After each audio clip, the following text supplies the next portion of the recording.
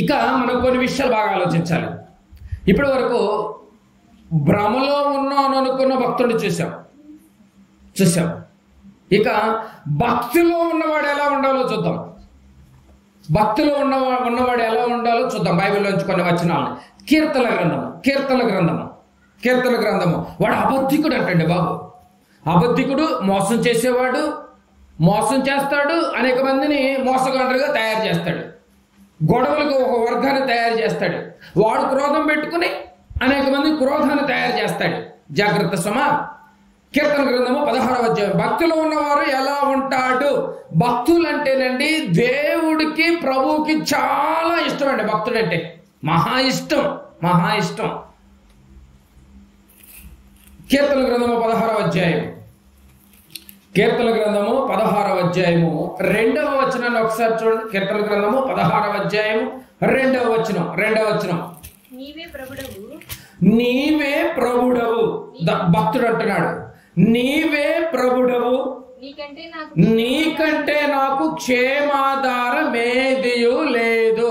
నువ్వు ఎక్కడున్నా క్షేమంగా ఉండలేవు. ఎక్కడుంటే క్షేమంగా ఉంటావు? ప్రభుతో ఉంటే క్షేమంగా ఉంటావు. ఇది బాగా గుర్తుపెట్టుకోవాలి ఈ వచనాన్ని. ప్రభుతో ఉంటేనే క్షేమం, ప్రభుతో ఉంటేనే దేవుడు కృపను బట్టి కొంతకాలం హ్యాపీగా ఉండగలుగుతాం. ప్రభుతో అటాచ్మెంట్ ఉండాలి, అప్పుడే క్షేమం అని భక్తుడు చెప్తున్నాడు. నీవే ప్రభుడు, నీకంటే నాకు క్షేమాధారం ఏదియూ లేదని యెహోవాతో నేను మనవి చేయుదును. భక్తుడు మనవి చేస్తున్నాడు. నాయన, నువ్వు నాతో ఉంటే నేను క్షేమంగా ఉంటాను, ఆరోగ్యంగా ఉంటాను, పరిపూర్ణంగా ఉంటాను, యథార్థంగా ఉంటాను, పాపం లేని వాడిగా నేను ఉంటాను అని చెప్తున్నాడు భక్తుడు. అంటే నా జీవిత కాలానికి నీవే ప్రభువయ్యా, నాకు ఇచ్చిన 60-70 సంవత్సరాల్లో జీవితంలో నీవే ప్రభువయ్యా అని దావీదు గారు మాట్లాడుతున్నాడు. మన జీవితానికి ప్రభు ఎవరు?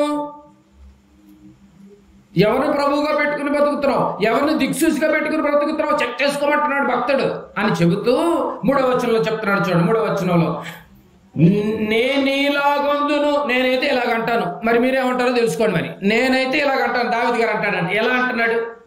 భూమి మీద ఉన్న భక్తులే శ్రేష్ఠుల. ఏ భక్తుల గురించి మాట్లాడుతున్నాడు? ఇప్పుడు వరకు ఉన్న భక్తుల గురించా? భక్తి అనే లోపల ముసుకేసుకున్న భక్తుల గురించా శ్రేష్ఠులు? హార్ట్ఫుల్ గా ఉండేటటువంటి భక్తుల గురించి మాట్లాడుతున్నాడు. నేను ఇలాగొద్దును, భూమి మీద ఉన్న భక్తులే శ్రేష్ఠులు, వారు నాకు కేవలము ఇష్టలు. దేవుడికి ఎవరు ఇష్టలంట? భక్తులు ఇష్టలంట. అంటే పైకొచ్చిన భక్త ఏమండి? పైకొచ్చిన భక్తి కాదు, భక్తులే ఇష్టం. లోపల నీకు భక్తి జీవితం జాగ్రత్తగా కొనసాగించాలి. ఏమండి? భక్తులు అంటే భూమి మీద ఉన్న శ్రేష్ఠులే భక్తులు, వారు నాకు కేవలం ఇష్టం, వాళ్ళ అక్కలు నాకు ఇష్టలు, ఎవరు ఇష్టం లేదు నాకు అని చెబుతూ ఎవరు ఇంతకీ భక్తులు అంటే ఎవరు? మరి భక్తులు అంటే ఇష్టలు, శ్రేష్ఠులు అని చెప్తున్నాడు. ఇంతకీ భక్తులు అంటే ఎవరు? ఏమండి? బాగా గమనించాలి. ధనం ఉన్న వారిని ఏమంటారు? ధనవంతులు అంటారు.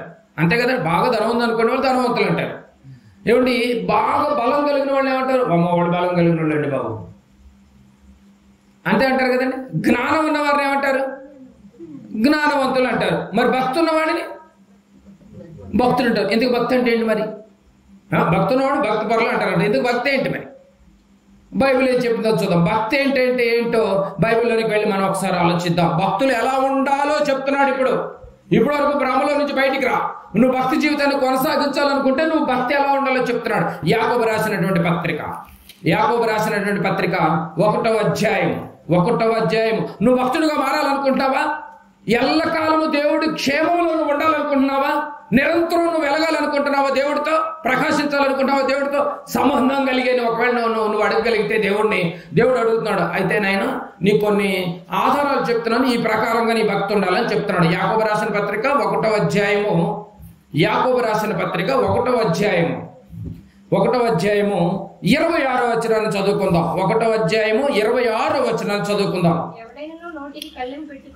అయితే నువ్వేం చేయాలి తెలుసా? ఫస్ట్ నీ నోటికి కళ్ళెం పెట్టుకోవాలండి. భక్తుడు అన్నవాడు నోటికి ఏం చేస్తాడు?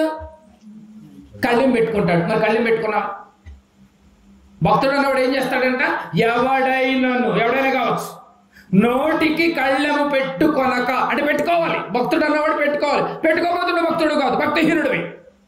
కళ్ళు కంట్రోల్ ఉండాలి. నోరా ఎప్పుడైనా కంట్రోల్ పెట్టుకుని చూసారా? అయితే నువ్వు భక్తుడివి. కంట్రోల్ పెట్టుకోకపోతే నువ్వు భక్తిహీనుడు. తెలిసిపోయింది చూడండి ఈజీగా రిజల్ట్. ఎవడైనను కావచ్చు నోటికి కళ్ళెము పెట్టుకొనక తన హృదయమును మోసపరుచుకొనచ్చు.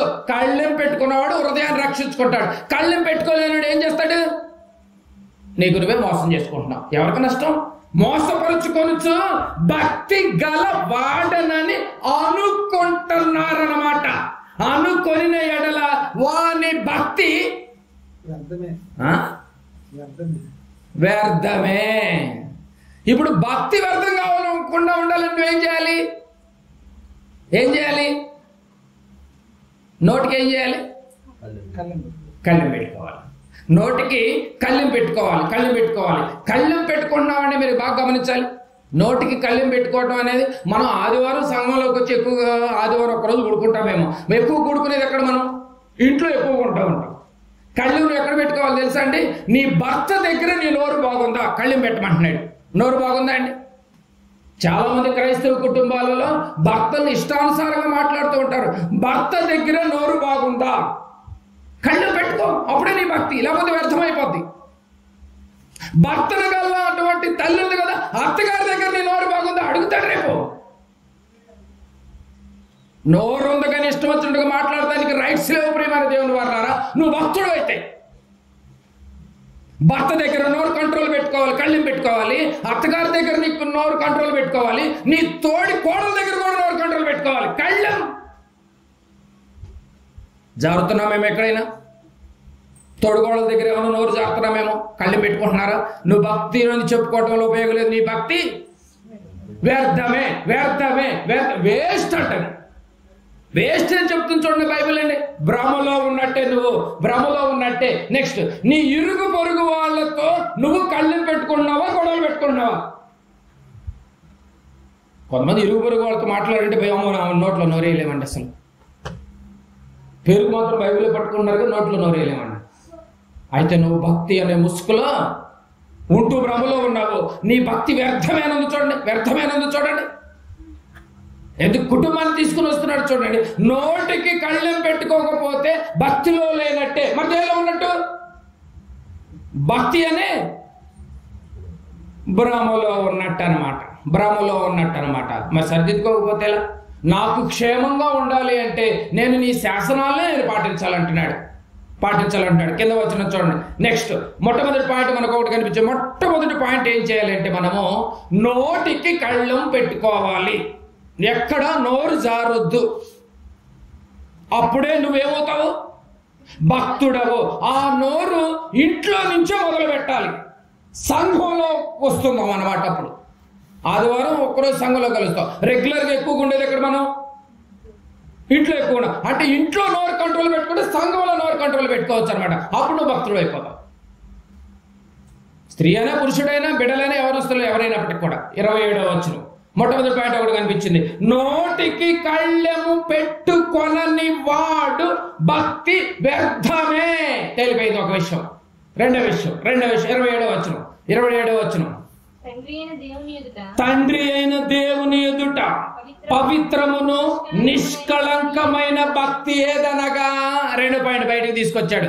నీ భక్తి ఏదంటే మెయిన్ ఉండవలసినటువంటి ఫండమెంటల్ ఏంటి తెలుసా? ముందు నీ నోరు కంట్రోల్ పెట్టుకో. కళ్ళెం దేనికి పెడతారు? గుర్రానికి పెడతారు. ఏమండి, సముద్రంలో నావకు, ఓడకు, షిప్పులకి కొన్ని ఏమంటాయి వాటిని? చుక్కానీళ్ళు ఉంటాయి. కంట్రోలింగ్ చుక్కానీళ్ళు ఉంటాయి. అలాగే మనిషిని కంట్రోల్ చేసేది నాలుక. నోటిని కంట్రోల్ పెట్టుకో. భక్తిలో నువ్వు ఆటోమేటిక్గా రియలైజ్ అయిపోతావు అన్నమాట. మరి నెక్స్ట్ ఏమంటున్నాడు? నెక్స్ట్, భక్తి ఏదనగా. ఇప్పుడు నీట్గా ఎక్స్ప్లెనేషన్ ఇస్తున్నాడు చూడండి. భక్తి ఏదనగా దిక్కులేని పిల్లలను. ఫస్ట్ ఏం చేయాలి? దిక్కులేని పిల్లలను, విధవరాండ్రను, వారి ఇబ్బందులను పరామర్శించుటయు. రెండో పాయింట్లో దిక్కులేని పిల్లలను నువ్వు పరామర్శించాలి. వాళ్ళకి ఏమైనా హెల్ప్ కావాలంటే నువ్వు అడగాలి. అప్పుడు నువ్వు భక్తుడు అవుతావు. దిక్కులేని వాళ్ళకి ఏం చేయాలి? దిక్కులేని పిల్లలను వెళ్ళి పరామర్శించాలంటున్నాడు చూడండి. దిక్కులేని పిల్లలను, విధవరాండ్రను, వారి ఇబ్బందుల్లో పరామర్శించాలి. వారి ఇబ్బందుల్లో పరామర్శించాలి. అంటే ఒకవేళ వాళ్ళు ఆకలితో అలమటిస్తున్నారేమో, ఒకవేళ బట్టలు లేకుండా చలికాలంలో కానీ వర్షాల కాలంలో ఏమైనా ఇబ్బంది పడుతున్నారేమో అని అడిగి దిక్కులే వీళ్ళకి ఎక్కడ సోర్స్ లేదు, ఎక్కడ ఆర్థికంగా వీళ్ళకి అన్ని ఇబ్బందులే, ఇక్కడ పాప ఎవరికి రాదు, చేసుకోలేటని కూడా బాడీ సహకరించట్లేదు, అయ్యో ఏ దిక్కు లేనటువంటి వారికి రెస్పాన్సిబిలిటీ క్రైస్తవుడుగానే ఒక భక్తుడుగా నువ్వే మారాలి, నువ్వే వాళ్ళకి హెల్ప్ చేయాలి. భక్తి ఏదనగా ఉందా లేదండి? నోటికి కళ్ళెం పెట్టుకున్నవాడు ఇవన్నీ చేయగలడంట. దిక్కులేని పిల్లలను పరామర్శించాలి అంటే వాళ్ళకి ఏదైనా సహాయం చేయాలి. నెక్స్ట్ ఏం చేయాలి? నెక్స్ట్ ఏమన్నా విధవరాండ్రను, ఏమండి దిక్కులేని పిల్లలకు ఆకలితో అలమటిస్తుంటే వారికి ఆహారం ఇవ్వాలి, బట్టలు ఇవ్వాలి. అప్పుడు నువ్వు భక్తుడని దేవుడు సర్టిఫై చేస్తాడు. నెక్స్ట్ విధవరాండ్రను చూడండి, విధవరాండ్రను పరామర్శించాలి అంటే వాళ్ళ అవసరాలు ఏమైనా ఉంటే తెచ్చాలి. ఎందుకంటే భర్తలు పోగొట్టుకున్నటువంటి విధవరాలు చాలా మంది ఉంటారు లోకంలో. వాళ్ళకి ఏదైనా నీ వంతు ఏమైనా సహాయం చేయగలవంటే సహాయం చేయి. విధవరాండ్రను పరామర్శించుటయు. ఏంటి ఈరోజు విధవరాండ్రను పరామర్శించే అంత పరిస్థితులు లేరు ఎవరైనా. గమనించారా? బాగా గమనించాలి మీరు. ఏమండి ఈ విధవరాలు ఎవరు ఉంటారు? ప్రతి ఇంట్లో ఉంటారు. భర్తను కన్న తల్లి ఏమవుతుంది? భార్యకి అత్తగారు అవుతుంది. అత్తగారు భర్త పోతే ఏమవుతుంది? విధవరాలు అవుతుంది. ఆ విధవరాలు అనారోగ్యంగా అల్లాడుతుంటే గుప్పుడు మెతుకులు పెట్టలేని కోడళ్ళున్న ప్రపంచం ఇది. కానీ భక్తి అనే ముసుగులో తిరుగుతున్న భ్రమలో ఉన్నాం. నిజంగా ప్రతి ఇంట్లో ఉండేటటువంటి పరిస్థితి. కానీ మనం భక్తులు కాదు అని తేల్చిపోయింది చూడండి. గుప్పుడు మెతుకులేండి బాబు. బాగా ఆలోచించాలి. అలాంటి భయంకరమైనటువంటి ప్రపంచంలో ఉన్నటువంటి మనల్ని భక్తి అంటే ఏంటో నేను ఒక కమలం పూలు లాగా తీసుకొస్తున్నాడు. ఇదే ఆయన భక్తి అంటే. మొట్టమొదటి ఏం చేయాలి? కళ్ళెం పెట్టుకోవాలి. కళ్ళెం, నోరు కంట్రోల్ పెట్టుకోవాలి. ఏ విషయంలోనైనా నోరు కంట్రోల్ పెట్టుకోవాలి. నెక్స్ట్ దిక్కులేని పిల్లలకు పరామర్శించి ఏమైనా హెల్ప్ చేయి. 2 విధవరాండ్రకి ఏదైనా హెల్ప్ చేయి. 3 4 ఏముందండి? ఇహలోక మాలిన్యము తనకంటకుండా తన్ను తాను కాపాడుకొనుటయే భక్తి. ఇహలోక మాలిన్యము నీకు అంటకుండా చూసుకో. ఇహలోక మాలిన్యము నీకు అంటకుండా చూసుకోమని చక్కగా చెప్తుంది బైబిల్. తిమోతికి రాసినటువంటి మొదటి పత్రిక 2వ అధ్యాయము. తిమోతికి రాసినటువంటి మొదటి పత్రిక 2వ అధ్యాయము 10వ వచనాన్ని కూడా చూడండి. 2వ అధ్యాయం 10వ వచనం. దైవ భక్తి గలవారమని చెప్పుకుంటున్నారు. చెప్పుకోండి. సంఘములో దైవ భక్తి గలవారమని చెప్పుకుంటున్నారంట. చెప్పుకోండి. కానీ ఏమండి? చెప్పుకోండి. కానీ నెక్స్ట్ చెప్తున్నాడు, సత్క్రియల చేత తమ్మును తాము అలంకరించుకొని చెప్పుకోండి. ఎలా చేయాలంటే సత్క్రియల చేత అలంకరించడం అంటే ఇప్పుడు వరకు వాక్యం మనకేం చెప్పింది? ఆ వాక్య ప్రకారంగా భక్తికి అలంకరించుకొని అప్పుడు చెప్పు. సంఘములో దైవభక్తి స్త్రీలకు తగ్గట్టుగా నేనున్నానని ఉంది చూడండి. సత్క్రియల చేత తమ్మును తాము అలంకరించుకో. నువ్వు అలంకరించుకో. నేను అలంకరించుకోను. ఎవరికి వారి తమ్మును తాము అలంకరించుకోవడం వాళ్ళను. భక్తి కలిగిన స్త్రీలు అనిపించుకోవాలి అంటే ఏముండాలి? మీలో క్రియలు ఉండాలి. అని చూడండి. ఏ క్రియలు? సత్క్రియలు ఉండాలి. వాక్య సంబంధమైన క్రియలు ఉండాలి. సత్క్రియలు చేయటమే భక్త. సత్క్రియలు చేసేవారిని చూడటం భక్త. ఏది భక్త అండి? సత్క్రియలు చేయటం భక్త. సత్క్రియలు చేసే వాళ్ళని చూడటం భక్త. కరెక్ట్గా చెప్పండి. చేయటమే భక్తి. కానీ మనం చూడటం భక్తి అయింది ఇప్పుడు నేటి సంఘాలు. ఓహో సత్క్రియలు చేయటం అంటే అలా అయిపోయింది సార్. అడుగుతుంది. సత్క్రియలు చేయటమే భక్తి. ఈ సత్క్రియలు ఎప్పటి వరకు చేయాలి? ఫిలిప్పీలకు రాసినటువంటి పత్రిక. భక్తిహీనులు భ్రమలో ఉన్న భక్తిహీనుల పరిస్థితే ఘోరంగా ఉందనుకుంటే భక్తులు అని చెప్పుకున్న మన పరిస్థితి అంతకన్నా ఘోరంగా ఉంది. ఫిలిప్పీలకు రాసినటువంటి పత్రిక మొదటి అధ్యాయము 3వ వచనం చూడండి. ఈ సత్క్రియలు ఎప్పటి వరకు చేయాలి? 3వ వచనం చదువుతున్నారు. మొదటి దినము నుండి ఇది వరకు సువార్త విషయములో మీరు నాతో పాలివారై ఉండుట చూచి. మొదటి దినము నుండి అంటే బాప్తిసం తీసుకున్న తొలి దినము నుండి పౌలు గారు చెప్తున్నాడు. తొలి దినం నుండి మీకు జ్ఞాపకం వచ్చింది. తొలి దినం ఎప్పుడు గుర్తులేదండి. లోకంలో పుట్టినటువంటి బర్త్డే గుర్తుంటుంది కానీ బాప్తిజంలో బర్త్డే మాత్రం గుర్తుంటుంది కదా చాలా మందికి. ఎక్కడో రాశానండి కదండి. చెప్తూ చూడండి బైబిల్ ఎంత చక్కగా ఉందో. మొదటి దినము నుండి ఇది వరకు సువార్త విషయంలో మీరు నాతో పాలివారై ఉండుట చూశారు. మీలో ఈ సత్క్రియ నారంభించిన నాడు, ఈ సత్క్రియను ఆరంభించాడట. ఆరంభించిన నాడు యేసుక్రీస్తు దినము వరకు. ఆరంభించడం ఎవరైనా ఆరంభిస్తారు, ఉందండి బైబిల్లో నీట్గా. ఆరంభించడం ఎవరైనా ఆరంభిస్తారు, కానీ ఈ ఆరంభించింది ఎప్పుడు డెడ్ ఎండ్ అయిపోవాలి? చక్కగా చూడండి ఆ వచనాన్ని. ఈ సత్క్రియ ఆరంభించిన నాడు బాప్తిసం తీసుకున్న దగ్గర నుంచి యేసుక్రీస్తు దినం వరకు అంటే ఆల్రెడీ మొదటి అక్కడ అయిపోయింది కదా. ఏ దినం గురించి మాట్లాడుతున్నాడు? ఏ దినం గురించి? రెండవ రాకడ దినం గురించి మాట్లాడుతున్నాడు. ఈ సత్క్రియను ప్రారంభించి రెండవ రాకడ వరకు యేసు ప్రభు వచ్చేంత వరకు కొనసాగించుడని. మధ్యలో ఆపేమన్నాడా, కొనసాగించమన్నాడా? కదండి. ఎప్పటి నుంచి ఎప్పుడు స్టార్ట్ అయితే ఎప్పటి వరకు ఆగిపోవాలి? మనం మరణించేంత వరకు, యేసు ప్రభు వచ్చేంత వరకైనా కూడా కొనసాగించుడని రూఢిగా నమ్ముచున్నాను. పౌలు గారు చక్కగా చెప్తున్నాడు చూడండి. ఎక్కడ మనం బ్రేక్ ఇవ్వకూడదు ప్రియమైన దేవుని వర్లారా.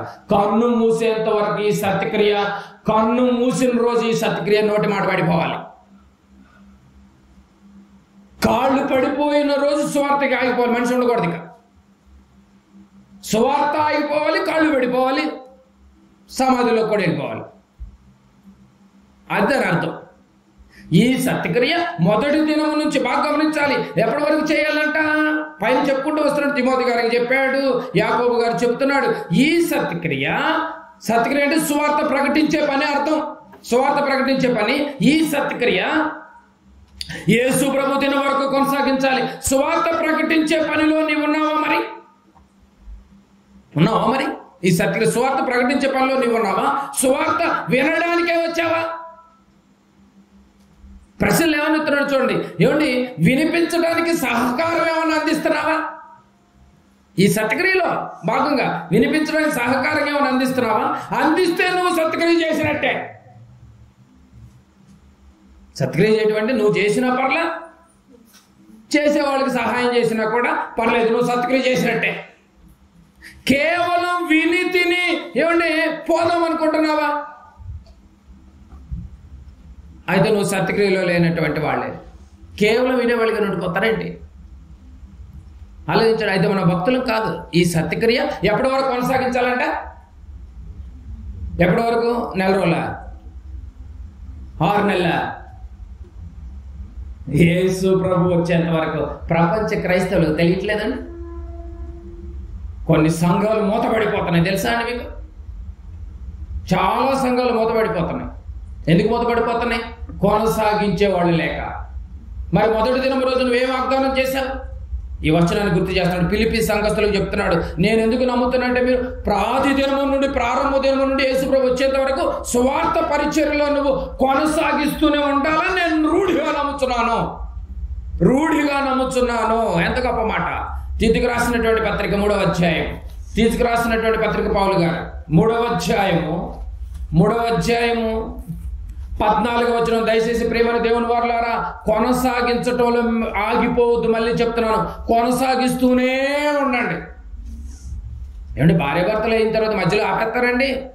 ఒక 6 నెలలు కాపురం చేసాం కదా, ఇక మెల్లగా మరి మనం అగ్రిమెంట్ చేసుకుని విడిపోతే బెటర్గా అనుకుంటారా? పవిత్ర బంధువులలాగా చింపుతారు. ఏమనుకుంటారు? అంతము వరకు వ్యాధి అయినా, బాధ అయినా, కష్టం వచ్చినా, శ్రమ వచ్చినా, మంచాన పడినా నీవు నీ భార్యను విడనాడకుండా ఉంటావా? ఉంటానండి. ఎవరితో ప్రమాణం చేస్తున్నావు? 30-40 సంవత్సరాలు కలిసి ఉండేటటువంటి భార్యతోనే ఇంత ప్రమాణం చేసి ఈ భార్యను మాత్రం కొనసాగిస్తావు.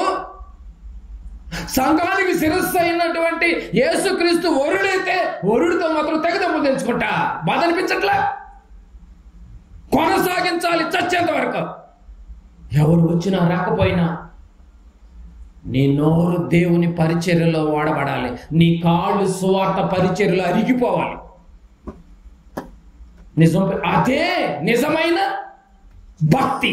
భక్తి ఇది కాకుండా వేరే వేరే భక్తులు చెప్పారు, అది అబద్ధం, భ్రమ. ఆ భక్తి వ్యర్థమే, ఆ భక్తి వ్యర్థమే. 3:14 తీతుకు రాసిన పత్రిక 3:14 మనవారును నిష్ఫలులు కాకుండా నిమిత్తము. మనవాళ్ళు కూడా చాలా మంది నిష్ఫలులు అవుతున్నారంట. తీతుకు గారికి రాస్తున్నాడు పత్రిక, అయ్యా మొదటి ఆది సంఘంలో చాలా మంది నిష్ఫలులు అయిపోతున్నారట. ఫలితమని వచ్చినట్టుగా నిష్ఫలులు అయిపోతున్నారట.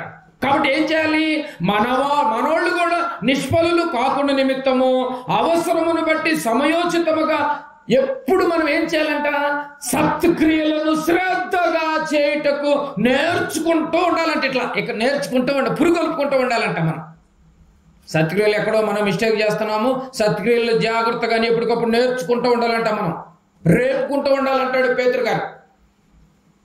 భక్తి అప్పుడే మనం భక్తుడిని పిలువబడతాం. ప్రియమైన దేవుని వారలారా, అప్పుడే మన భక్తుడు సత్క్రియలు శ్రద్ధగా చేయుటకు నేర్చుకొనవలెనని చెప్పు.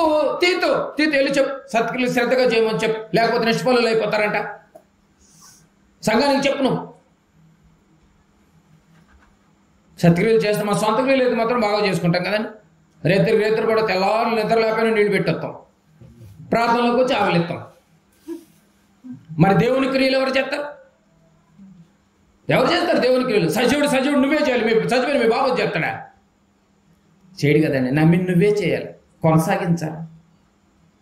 మనం యజమానుడు ఆ యొక్క ఎద్దుకి కాడి పెట్టి బయలుదేరితే పొలం దున్నటానికి వచ్చేంత వరకు కూడా, యజమానుడు తీసేంత వరకు కూడా ఆ కాడి ఆ ఎద్దు పడేయకుండా ఎంతో రిస్క్ తీసుకుని బాధతో ఏడ్చిన, కళ్ళు పుసిగొరుతున్నా, నోటంతో సొంగ కొడుతున్నా, ఎంటైనా వానైనా మేతలేక అలా దున్ని ఇంటికి వచ్చి యజమానుడు ఇంకా అట్లా చూస్తుంది, నాకేమైనా కూడేమన్నా పెడతావా, మేత ఏమన్నా పెడతావా అని. మనం మాత్రం కాడి పక్కన పెడతా ఉంటాం. వద్దులే ఈ వారం వద్దులే, నీకు నువ్వే తీసేస్తాడు స్వార్థ కాడి. దేవుడు తీయాలి. ఎప్పుడు తీస్తాడు ఆయన? నువ్వు చచ్చిన రోజు తీస్తాడు. నువ్వు చచ్చిపోకముందే తీస్తే ఎట్లా? కొనసాగించకపోతే ఎట్లా? ఎవరు చెప్పాలి? ప్రియమైన దేవుని వాళ్ళారా, మాట ఇచ్చిన మనమే మాట తప్పితే అలా చెప్పడం. ప్రియమైన దేవుని వాళ్ళారా, క్రైస్తవులు ఇంకా మనమే యేసు ప్రభు పక్షాన ఒక సాక్షికరమైన జీవితాన్ని మనం కొనసాగించాలి. మనల్ని చూస్తే ప్రభు గుర్తు రావాలి. చాలా మంది మోసగాళ్ళు బయలుదేరారు, చాలా మంది అబద్ధికులు బయలుదేరారు. వాళ్ళ మాట వినొద్దని ఎవరు చెప్తారు? నువ్వే చెప్పాలి. నేర్చుకున్న నువ్వే చెప్పాలి. ఓ సహోదరి నేర్చుకున్న నువ్వే చెప్పాలి, సహోదరుడా నేర్చుకున్న నువ్వే చెప్పాలి. అందుకే నువ్వు నిష్ఫలుడు అయిపోతావు నేర్చుకోకపోతే. నేర్చుకుంటున్నామా? బాగా ఆలోచించాలి. ఏమండి, భక్తిలో ఉండాలి అంటే ఏం చేయాలి? ఇప్పుడు మనం మొట్టమొదటిగా ఏం చేయాలి? మనము నోటికి కళ్ళెం పెట్టుకోవాలి. రెండవది, దిక్కులేని పిల్లల్ని పరామర్శించాలి, వెళ్ళాలి, ఎంక్వైరీ చేయాలి. పాపం అసలు ఏంటి వీళ్ళకి ఎవరున్నారు? మూడవదిగా, విధవరాండ్రను పరామర్శించడం అని చూసి రమ్మని కాదు, చూసి ఎవరైనా వస్తారు.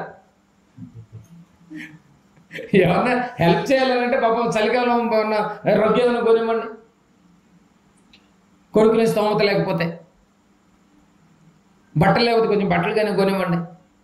మన స్తోమత, మన సాహస తగ్గట్టుగానే భక్తిలో ఉన్నట్టు అన్నమాట నువ్వు. నాలుగవదిగా, ఇహలోక మాలిన్యం అసలు అంటుకోవద్దు. లోకానికి సంబంధించిన చెడు నువ్వు రానికుండా చూసుకునే మీదకి 100 అనుకుంటారు అనవసరం. ఇహలోక మాలిన్యం అంటే 5, సత్క్రియలు చేస్తూ ఉండాలి. ఎప్పుడు సత్క్రియలు చేస్తూ ఉండాలి. పరిశుద్ధమైన స్త్రీలకు తగ్గట్టుగా సత్క్రియలు చేస్తూ ఉండాలి. 6, ఈ రోజు నుంచైనా భక్తిలో ఉండడానికి ప్రయత్నం చేయమంటున్నాడు. ఈ రోజు నుంచైనా స్టార్ట్ చేయి. కనీసం సంవత్సరానికి ఒక్కరికి హెల్ప్ చేయండి. లేదు 6 నెలలకే చేస్తామంటే మీ ఇష్టం, లేదు మేము 3 నెలలకే చేస్తామంటే మీ ఇష్టం, లేదు నేను రోజుకు ఒకరికన్నా హెల్ప్ చేస్తానంటే ఎంతకంటే అదృష్టం ఇంకేం కావాలి? భక్తి ఇదే ప్రేమైన దేవుని వాళ్ళరా. మారు మనసు పొంది బాప్తిసం పొంది బల్ల తీసుకుని మందిరానికి వచ్చి పాటలు పాడుతున్నటువంటి మనమే నరకానికి పోతే, భక్తులు చెప్పుకున్న మనమే నరకానికి పోతే ఇంకెక్కడదండి భక్తి? చెప్పండి, ఇంకెక్కడుంది భక్తి? బాగా ఆలోచించాలి. చివరిగా కొన్ని మాటలు ఆలోచించాలి మనకు. కొన్ని అపోస్తల కార్యములు 10వ అధ్యాయం, అపోస్తల కార్యములు 10వ అధ్యాయము, 10వ అధ్యాయం భక్తికి ఎన్ని పాయింట్లు వివరంగా చెప్పాడు చూడండి దేవుడు బైబిల్లో. అపోస్తల కార్యములు 10వ అధ్యాయము మొదటి వచనం చూడండి. 10వ అధ్యాయము మొదటి వచనం. ఇటలీ పటాలం అనబడిన పటాలములో శతాధిపతి అయిన కొర్నేలి అని భక్తి పరుడు కైసరులో ఉన్నాడంట. ఏం చేస్తాడంటే అండి, శతాధిపతి అని కొర్నేలి భక్తి పరుడుగా ఉన్నాడు. ఏం చేశాడు ఇతను? భక్తి పరుడు శతాధిపతి అని కొర్నేలి ఏమండి మరి ఇటలీ పటాలో ఉన్నాడు. అసలు ఏం చేశాడంట ఇంత భక్తి అవడానికి కారణం ఏంటి? ఏంటో ఇతనిలో ఉన్న భక్తి. రెండవ వచనం. అతడు తన ఇంటి వారితో కూడా దేవుని యందు భయభక్తులు కలిగిన వాడై ఉండి ప్రజలకు బహుధర్మము చేయొచ్చు. ఇంకొక భక్తి బయటపడింది మనకి. ఇందాక 5 పాయింట్లు చూసాం కదా. 6వ పాయింట్ ఇంకో భక్తి ఏంటి? ప్రజలకు బహుధర్మము చేయొచ్చు. ఎల్లప్పుడూ దేవునికి. 6వ పాయింట్ ఏంటంటే నువ్వు ధర్మం చేయటమే కాదు, ఎల్లప్పుడూ దేవునికి ఏం చేయాలి? ప్రార్థన కూడా చేయాలి. ప్రార్థన చేస్తున్నామండి మనం? ఎల్లప్పుడూ చేయాలంట. మనం అప్పుడప్పుడు చేసుకుంటాం, అది కష్టం వచ్చినప్పుడు. ఏమో నిజమా కదా మీరు చెప్పండి. కానీ కొర్నేలు ఎప్పుడు చేశాడంట? ఎల్లప్పుడూ దేవునికి ప్రార్థన చేయవాడు. బహుధర్మం చేస్తున్నాడు, ఎల్లప్పుడూ దేవునికి ప్రార్థన చేస్తున్నాడు. బాగా గమనించాలి ప్రియమైన దేవుని వారలారా. 1,00,000 కోట్లు సంపాదించినా నువ్వు పక్క వారికి గుప్పుడు మెతుకులు పెట్టకపోతే నువ్వు భక్తిలో లేనట్టే.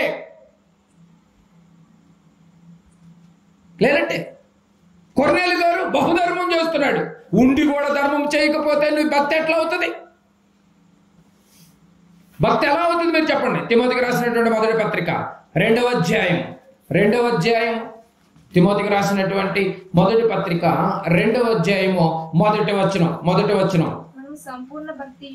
మనము సంపూర్ణ భక్తియు మాన్యతయు కలిగి నెమ్మదిగాను సుఖముగాను బ్రతుకు నిమిత్తము అన్నిటికంటే ముఖ్యముగా. బాగా గమనించాలి. మనము సంపూర్ణ భక్తి రావటానికి మరో పాయింట్ బయటకు వచ్చింది చూడండి. ఏ పాయింట్ బయటకు వచ్చిందంటే రెండవ వచనం. ఏమండి, రాజుల కొరకును అధికారుల కొరకును విజ్ఞాపనములను ప్రార్థనలను యాచనలను కృతజ్ఞతాస్తుతులను చేయవలనని హెచ్చరించుచున్నాను. 6వ పాయింట్లో భక్తిలో ఏం బయటకు వచ్చిందండి? రాజుల కొరకు అధికారుల కొరకు విజ్ఞాపనలు ప్రార్థనలు యాచనలు కృతజ్ఞతాస్తుతులు కూడా చేయాలంట. అంటే నీ కోసం నీ కుటుంబం కోసం ప్రార్థన చేయటం కాదు. నీ కోసం ప్రార్థన చేస్తే అది స్వార్థం, అంతే కదండి. మరి ఏం చేయాలంట? హెచ్చరికలు బయటపడినటువంటి భక్తుడైతే ఏం చేస్తాడు? నీ కోసం ప్రార్థన చేసుకోడు. ఏం చేస్తాడు? అందరి కోసం ప్రార్థన చేస్తాడు. ప్రార్థన అందరి కోసం చేస్తాడు. అందరి కోసం అంటే రక్షణ లేని వారి కొరకు ప్రార్థన చేస్తాడు.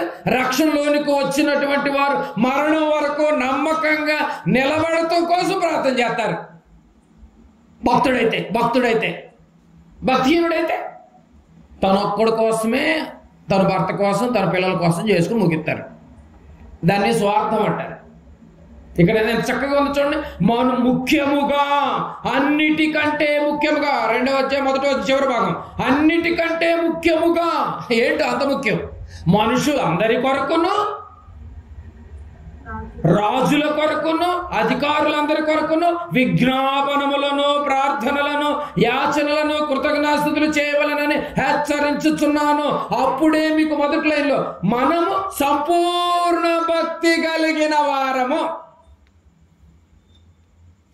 ఎంతకాలం ఒకవేళ నీ కుటుంబం కోసం ప్రార్థన చేసుకున్నావేమో, ఇక నుంచి మనం రక్షణ లేని వారి కొరకు కూడా ప్రార్థన చేయాలి.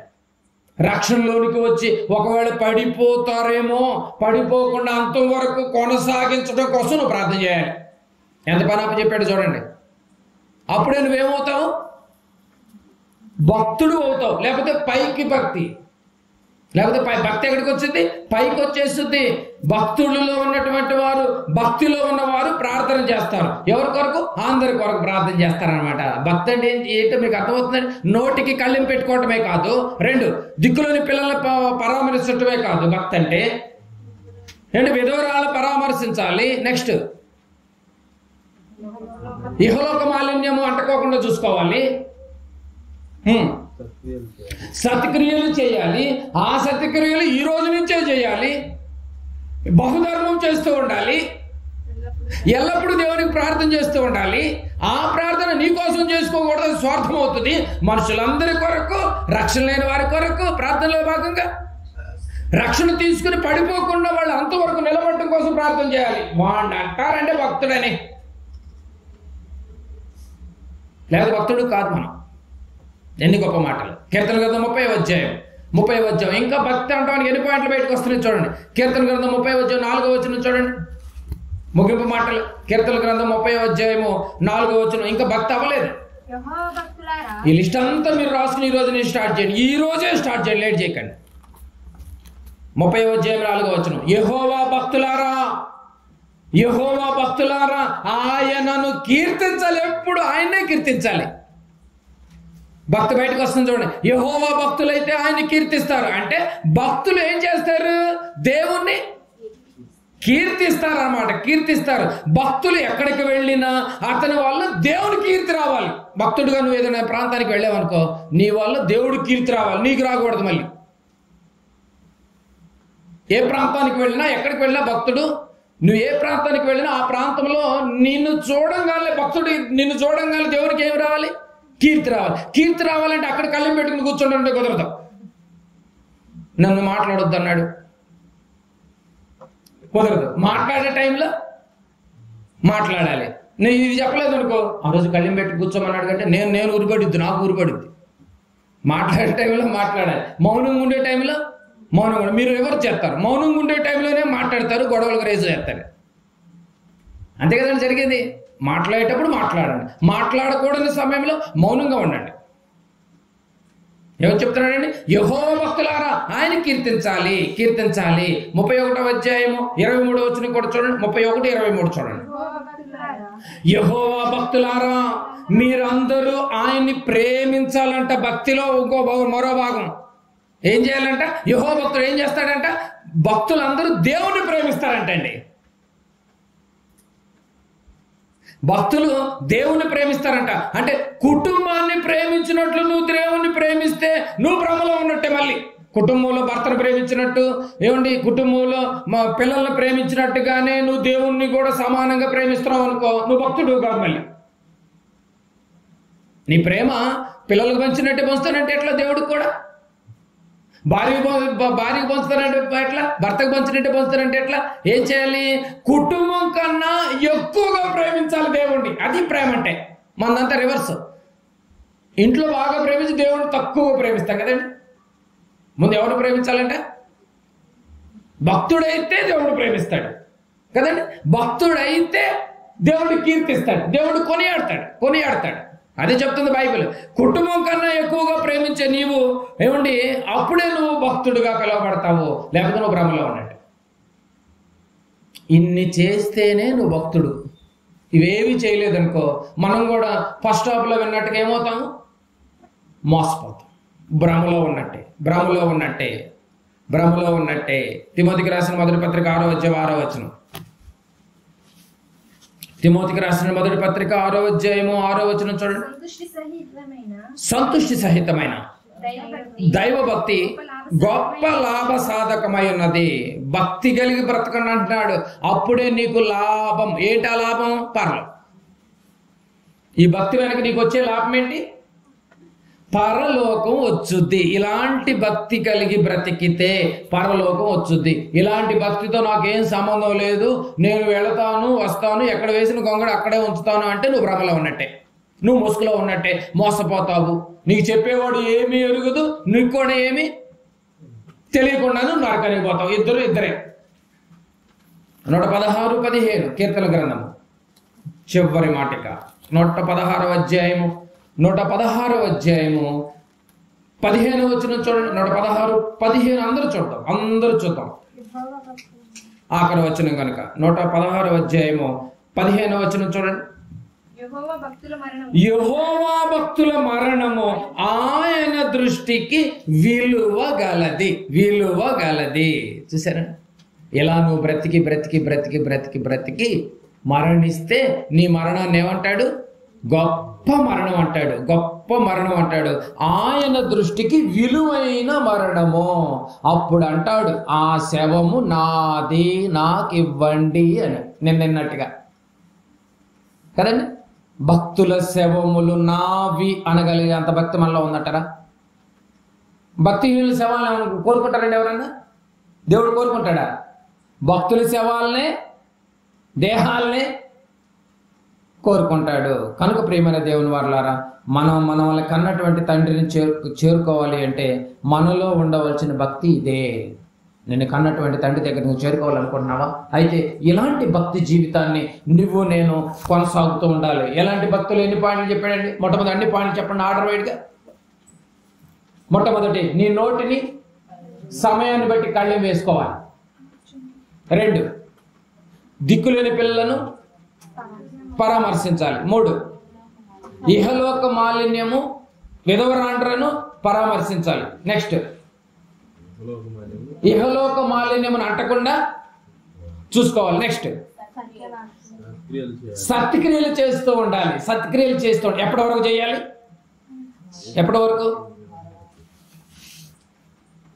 అంతవరకు చేయాలి. లేకపోతే యేసు ప్రభు వచ్చేంత వరకు కొనసాగించాలి. నెక్స్ట్ ఏమండి? బహుధర్మం జరిగిస్తూ ఉండాలి. బహుధర్మం చేయాలి వీలైనంత వరకు.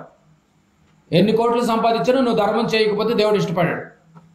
నెక్స్ట్, ఎల్లప్పుడూ దేవునికి ప్రార్థన చేయాలి. నీ ఒక్కడి గురించే? అందరి గురించి. ఆ అందరిలో రక్షణలో ఉన్న వాళ్ళ గురించి చేయాలి. రక్షణలోనికి వచ్చి పడిపోకుండా కొనసాగించాలని ప్రార్థన చేయాలి. ప్రార్థన అయితే ఆపకూడదు. నెక్స్ట్, యెహోవాను ఎల్లప్పుడూ మనము ఎప్పుడు దేవుణ్ణి కీర్తించాలి. నీ వల్ల కీర్తి రావాలి. కీర్తి అంటే పేరండి బాబు. నీ వల్ల, నీ పేరు చెప్తే ఎవరు గుర్తు రావాలి? దేవుడు గుర్తు రావాలి. నెక్స్ట్, దేవుణ్ణి ప్రేమించాలి. అప్పుడు దొరుకుతుంది నీకు పరలోకమనే గొప్ప లాభం. సంతృష్టి సహితమైనటువంటి భక్తి గొప్ప లాభ సాధకము అంటున్నాడు. చూసారా? అదే పరలోకం. అలా బ్రతికి నువ్వు మరణిస్తే నీ మరణాన్ని ఏమంటున్నాడు? విలువైన మరణం, గొప్ప చావు చనిపోయాడయ్యా నా కొడుకు అంటాడు. అదే అండి నిజమైనటువంటి భక్తి అంటే. ఇలాంటి భక్తి జీవితాన్ని నువ్వు కొనసాగిస్తే కన్ను మూస్తే నిన్ను కన్నటువంటి తండ్రిని నువ్వు చేరుకుంటావు. లేకపోతే నరకానికి ఆహుతైపోతారు. జాగ్రత్త. ఇలాంటి కన్న తండ్రిని చేరుకోకుండా చేరడానికి సిద్ధమవుతున్నటువంటి మనవల్ని మోసగాడు ఎప్పుడు వెంటాడుతూ ఉంటాడు. ఎవరిని మింగుతున్నా అని దెయ్యము ఆనోడు అపవాది ఏదేను తోటలో అవ్వలోనికి ప్రవేశించినట్లుగా ఈనాడు ఆల్మోస్ట్ 90% సేవకుల్లో ప్రవేశించి అబద్ధాన్ని చొచ్చి వాడు నేర్చుకుని వాడు ఎరగకుండా మనవులు కూడా ఎరిగేటట్టు చేసి మోసం చేసి నరకానికి వెళ్ళిపోతున్నారు. మోసంలో నుంచి బయటికి రండి ప్రియమైన దేవుని వారలారా. ఇప్పటి వరకు విన్నటువంటి వాక్యాన్ని బట్టి జాగ్రత్తగా భక్తి జీవితాన్ని కొనసాగించండి. మోసపోకుడు జాగ్రత్త. భక్తిలో ఉన్నానన్న భ్రమలో ఉన్నావేమో ఇప్పటికైనా ఆలోచించేయండి. భక్తుడు అది కాదంటలా, కానీ భక్తిలో ఉన్నానన్న భ్రమలో ఉన్నావేమో. భ్రమలో ఉంటే మోసపోతావు. లేదు నేను భక్తిలో ఉన్నాను అన్నావు అనుకో, ఈ 10 పాయింట్లు బట్టి నీ యొక్క జీవితంలో ఒక్కొక్కటి పాస్ అవుతూ ఉంటేనే నువ్వు చివరికి కన్ను మూసిన తర్వాత పరలోకానికి చేరుకుంటావు. ఆలోచించండి. దేవుని చిత్తమైతే మళ్ళీ తిరిగి అందరం బ్రతికి ఆయుష్ ఆరోగ్యాలు కలిగి ఉంటే మళ్ళీ ఆగస్టు మంత్లో మళ్ళీ మనం అందరం ఇదే గ్రామంలో మళ్ళీ దేవుని సదస్సులో మనందరం కూడుకోవాలని, ఎన్నో విలువైనటువంటి మాటలు మళ్ళీ మనం తిరిగి మన కుటుంబాలు దేవుని సన్నిధిలో ఎదగాలని, ఈ మంత్ అంతా కూడా దేవుడు మంచి ఆరోగ్యాలను, మంచి మనస్సులను, మంచి ఉద్దేశాలను, రక్షణలో కొనసాగించే మంచి ఆలోచనను, విచక్షణ జ్ఞానాన్ని, మోసం చేసేటటువంటి వారిని కనిపెట్టి వారి మాటలు వినకుండా వారిని ఎప్పటికప్పుడు అబ్జర్వ్ చేసుకుంటూ నీ భక్తి జీవితంలో నుంచి నువ్వు పడిపోకుండా ఉండటానికి దేవుని యొక్క సహాయం ఎంతైనా అవసరం కనుక ప్రార్థన చేసుకుని దేవుని యొక్క దివ్య ఆశీస్సులతో మనందరం ఈ మాసంలో మంచి ఆశీస్సులతో మనందరం తిరిగి బయలుదేరుతాం. ప్రార్థన చేసుకుందాం. ప్రేమైన దేవుని వారలారా, అందరూ తలలో వచ్చినట్టయితే దయగలిగినటువంటి మా యొక్క కన్న తండ్రి, మీ పాదాలకు వందనాలు చెల్లించుకుంటున్నాం తండ్రి. ఒక రాత్రికాల సమయంలో మీ విలువైనటువంటి మాటలు నాయన, మీ అమూల్యమైనటువంటి మాటలు, ఎందుకు పనికిరానటువంటి మమ్మల్ని మీ ప్రియకుమారుడు ఏ రీతిగా నాయన మిమ్మల్ని చేర్చుకున్నారో నాయన, ఆ రీతిగా మమ్మల్ని నాయన మీ ప్రియకుమారుని ద్వారా ప్రేమించినటువంటి ఈ విలువైన అమూల్యమైనటువంటి రక్తములో మమ్మల్ని ఉతికినందుకు వందనాలు చెల్లించుకుంటున్నాము నాయన. ఉతికిన మేము ఉతికినట్టుగానే ఉండాలి నాయన, బలపడిన మేము బలపడినట్టుగానే ఉండాలి, మీ పరిశుద్ధాత్మ వరాన్ని పొందుకున్న మేము పొందుకున్నట్టే ఉండాలి నాయన. అలా కాకుండా మోసం చేసే వాళ్ళకి మోసపోకుండా బలైపోయేటటువంటి స్వభావాలకు దూరమైపోయి మీ వాక్కులతో గొప్పగా భక్తి జీవితాన్ని కొనసాగించేటటువంటి ఉన్నతమైనటువంటి స్థితిగతులను మా అందరికీ కల్పింపచేయండి. తలొచ్చిన బిడ్డలందరినీ మీరు ప్రత్యేకంగా మీరు జ్ఞాపకం చేసుకోండి.